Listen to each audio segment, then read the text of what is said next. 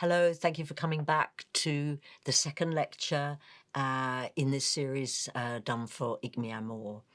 And I want to first of all just give you the title. It's about putting into practice. In my first lecture, I talked about the underpinnings, and now I'm going to talk about how we might make this work in our classrooms, in our places. So from Module 1, I presented arguments on the centrality of representations, and we must really take this seriously if we are to engage all learners. The situatedness of abstraction and the language will shape how you conceive mathematics, and the really fundamental importance of developing mathematical habits of mind among all students. And one way forward, I have argued, is to use digital technology, but just not in a random way, but in robustly designed and evaluated way, to make sure we can justify why we're using this technology for mathematics learning. In my ICME keynote in 2008, I set out what I saw as the potential of digital technologies then. And I looked back on them in preparing this lecture, and I would adhere to these as potentials, that not necessarily put into practice, but this is something we can now do with digital technologies that we can't do with paper and pencil. So we can have dynamic and visual, two-dimensional, three-dimensional tools to explore a shared space, so we, the learners, can share the same space. They're tools that outsource processing power that I think needs a lot of attention, as we have our computer algebra systems that can do all the calculation, the procedures for us. What does that mean we do in terms of mathematics education? We have new representational infrastructures, so we can feel, touch, be in the mathematics. And what does that mean for what can be learned and by whom? And all of these have potential to build bridges between school and learners' cultures, because at the moment, often they are far apart. So we can bridge that gap between school and home. And we would have to exploit more and more connectivity. So exploring mathematics can be genuinely collaborative, using the connectivity that is so widely available. And finally, in 2008, I talked about intelligence support for the teacher. We were part of a project, we being Richard Noss and I and many colleagues in UCL Knowledge Lab. We had got a project which looked at intelligence support for the teacher. This is now artificial intelligence really quite prevalent. But at that point, we were thinking, what are the supports that we could put in place to support the teacher in helping the learner navigate exploratory environments? I've written some of this up in an article in Research in Maths Education, and there was a very good response by Paul Drivers. Now, I want to just mention our research. I can take this chance to mention the research community, the constructionist research community that has been involved with building microworlds. It has a long history in design-based research, going right back to 1992, maybe even before, where we never had a name for it. And we tried to build a learning environment which we called a microworld. It was based on epistemological assumptions about the knowledge to be learned, what we wanted the learners to learn in this particular computer-based insulated environment, some explicit theoretical framework around constructionism that underpinned the learning and the teaching, and then iterative design to look at how, put something in place, put it there, get students to try and learn it with your help or the teacher's help, and then improve, often with the teachers as co-designers.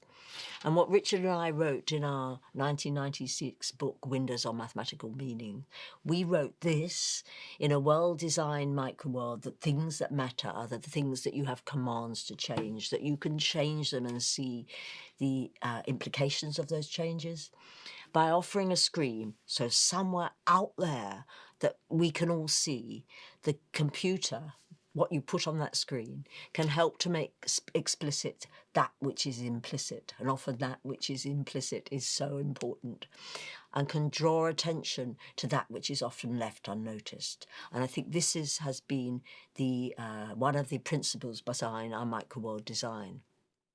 So that's just summarising what I've said in terms of building microworlds. And now I turn to a particular example that a group of us at UCL Knowledge Lab, Richard Noss, myself, Alison Clark-Wilson, worked with SRI and International, as they were Jeremy Rochelle and Phil Vahey.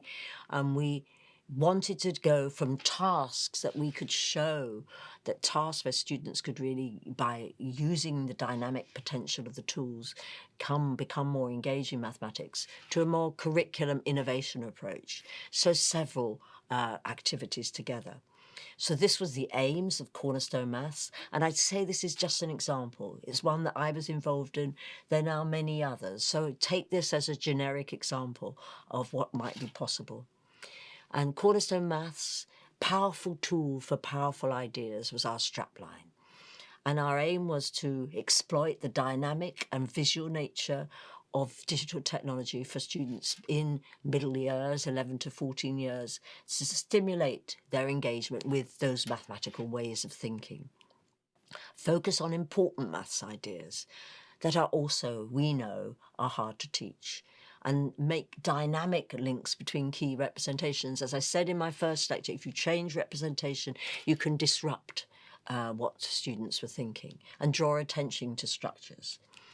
And we try to set all our activities in Cornerstone in realistic environments. So the students would see the point of what they were trying to do in a more realistic context, not just for mathematics. And they would have very important guided, structured activities. So the teacher and the guides were really important. So this is a picture of what we tried to do, and we actually devised 3 replacement units. So not the whole curriculum, just a few weeks' work, that instead of introducing algebra this way, we'd introduce it through digital technologies, or other ways. So it was replace what was in the curriculum with our curriculum embedding digital technologies. And then we did design-based research, and then we scaled to over 100 schools. I think it went up to many, many more in the end across England. So we produced units, and there you can see there are printed units, and these are the 3 areas: linear functions, geometric similarities, and patterns and expressions. And I just want to talk about the first unit, which was designed first at SRI, then redesigned in London, because although our language is similar, it's not the same, and our curriculum are similar, they're not the same.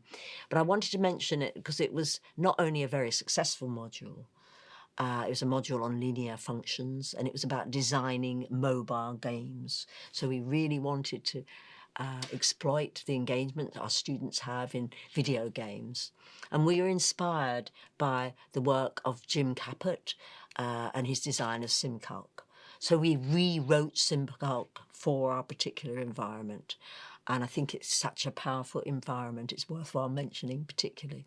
So this is one of our screens from Cornerstone based on SimCalc, where you have different windows. It's a Texas road rally. It first was devised by SRI in the United States. So we have 2 buses who are having a race along the Texas road rally. And there we have different ways of representing this race. First of all, in a position time graph, you've got position and time. And then you have the algebraic representation of the trajectory of the blue bus and the green bus. You can see what they are. And you have a data table, which is collected as the buses move along the track. You have a timer, and you can edit it. So you can edit the different parts of this environment. You can edit the graph, you can edit the buses, move them along, and you can edit the algebra and see the implications for the race. So that's the buses.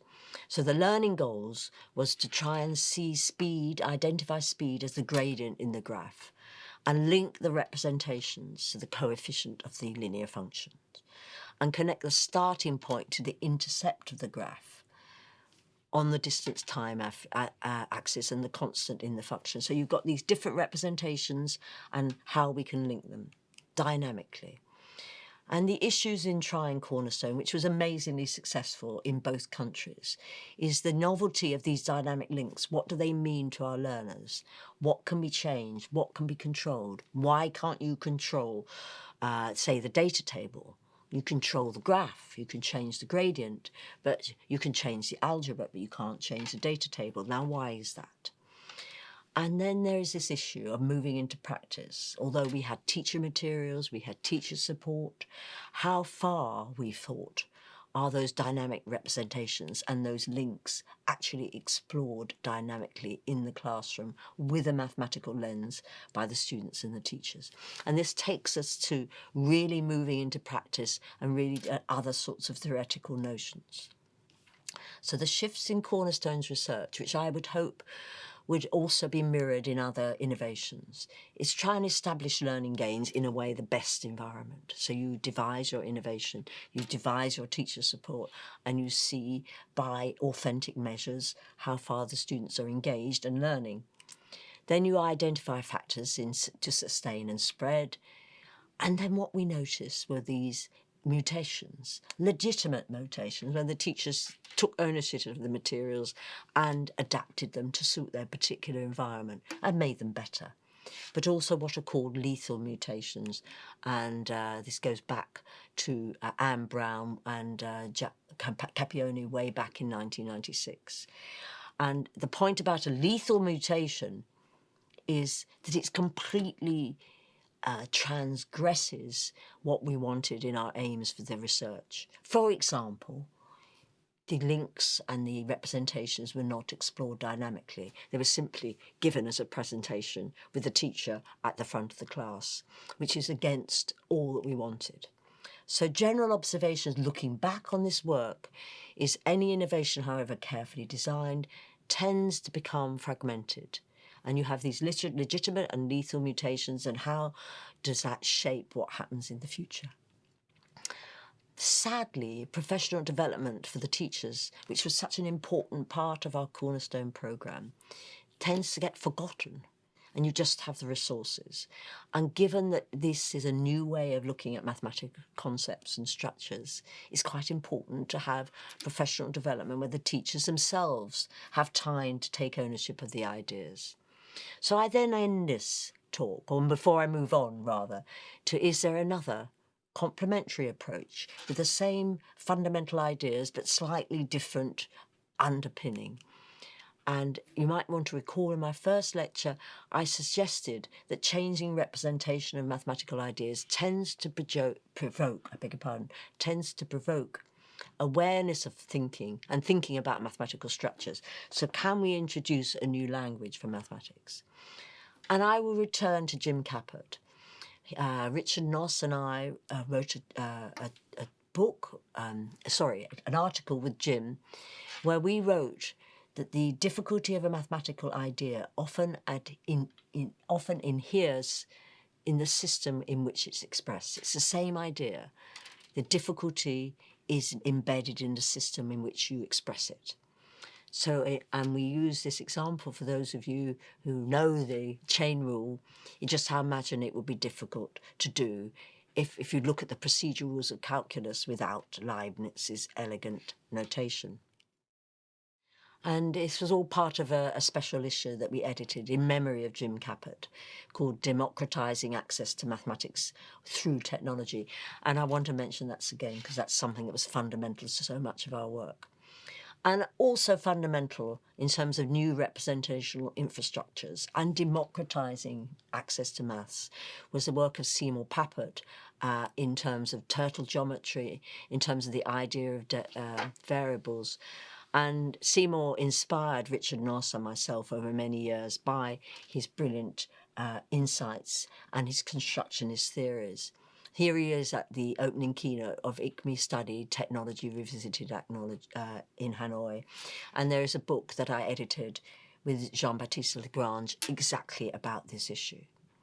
But this takes me to this alternative approach, which is embedding your innovation around programming and mathematics. And it gives me a chance to recall a very exciting time in my research where we were looking at the potential of programming for mathematics. In those days, it was basic programming or logo programming, and there was excitement and beginning of a literature. These are the books that really inspired us: Turtle Geometry by Andy de Sitter and Abelson and de Sitter, Investigations in Algebra by Al Kaoka, and of course Mindstorms by Seymour Papert. But then we also, Richard Noss and I and Ros Sutherland, we started a maths education and programming movement, which was more looking particularly at maths education and learning, and really taking on board the issue of education. And this is some of the publications from way back. Windows on Mathematical Meaning, Learning Maths and Logo, Computers and Exploratory Learning with Andy de Sitter. And then we actually organised a series of Logo Maths projects, conferences, I beg your pardon, in London, and we had a lot of brilliant PhD students, and here are some of them, who were researching this potential at the interface of maths education and Logo. And there has been a more recent book, Tools of Mathematics, authored by John Monaghan, Luke Truce and John Bourne, which I think takes forward this notion as well. And all through this work in maths education and programming, we took very seriously the importance of the teacher and building up supporting networks of teacher educators. And I want to mention, because they're so important in my research work, the Anglo-Mexican Research Project with Ana Sacristan, Teresa Rahana and Eugenio Filloy, and also a later collaborative project in Brazil with Tania Campos, Sandra Medina and many others. But there was one of our projects Richard and I had that had a huge effect on us. I think we were slightly before our time. We wanted children in different countries. It was a European project, different countries in Europe, to build playgrounds for playing with rules in different countries by programming it. So this was called the Playground Project. It's building in computing environments for 4 to 8-year-olds. In fact, we had the higher age of those, to play, design and create games, because we knew that this was going to be not only motivating now, but for the future. So we decided a playground is a place to play with rules, not just follow them, to harness that children's playfulness, creative potential and exploratory spirit. So here's our playground project. We designed these virtual places which contain play objects that the children can play, that are motivating and accessible for these young children. But the important thing and the challenging things that these play objects could actually be, you could open up the different levels of the system, not actually down to the programming language, but also different layers above it that allow students of this young age to play around and reconstruct and mess about with their video games and make them more acceptable for themselves.